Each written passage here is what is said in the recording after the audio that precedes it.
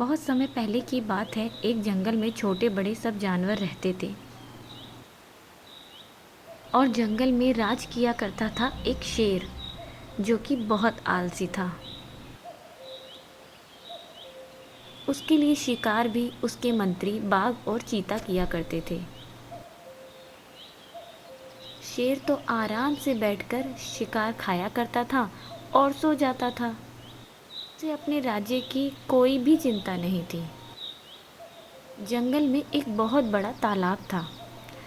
जंगल के सारे जानवर इसी तालाब से पानी पिया करते थे। लेकिन कुछ महीनों से तालाब में कुछ मगरमच्छ आ गए थे। मगरमच्छ तालाब से पानी पीने वाले जानवरों को खा जाया करते थे।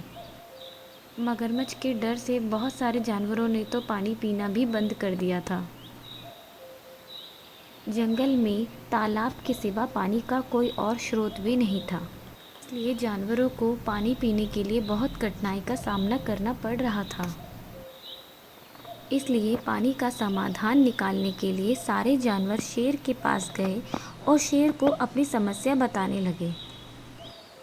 शेर सारी बातें सुनकर कहता है, तालाब पर कब्जा करने वाले मगरमच्छ बहुत ही खतरनाक हैं। हमें कोई और रास्ता ढूंढना पड़ेगा। सारे जानवर सोच में पड़ जाते हैं। तब लोमड़ी कहती है,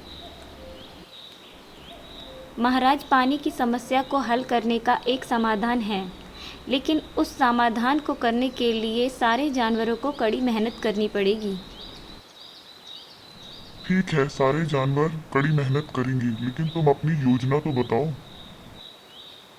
हम सबको मिलकर एक दूसरा तालाब खोदना होगा। जल्दी ही बरसात का मौसम शुरू होने वाला है। बारिश होने लगेगी और तालाब भर जाएगा। वाह, अक्लमंद लोमड़ी, क्या समाधान निकाला है।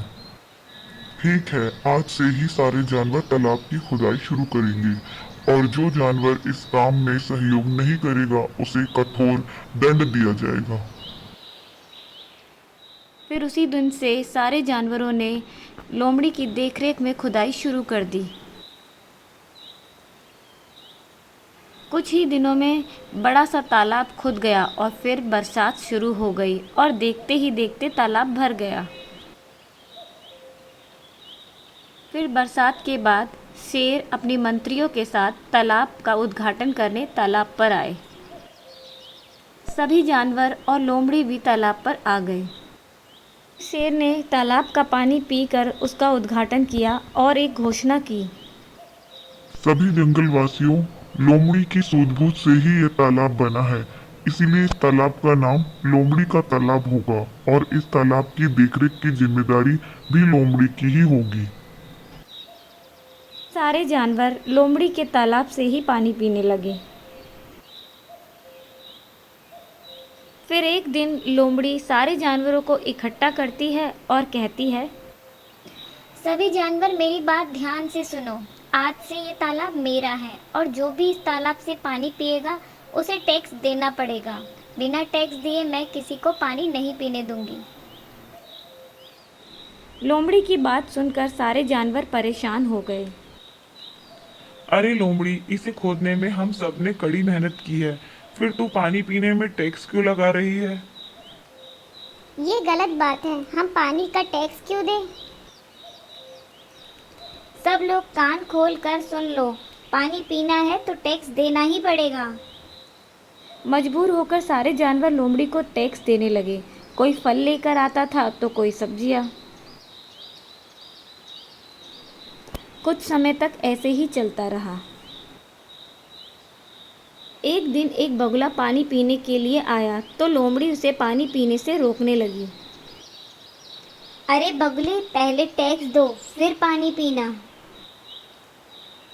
टैक्स किस बात का? पानी तो बारिश का है, इस पर सबका हक है।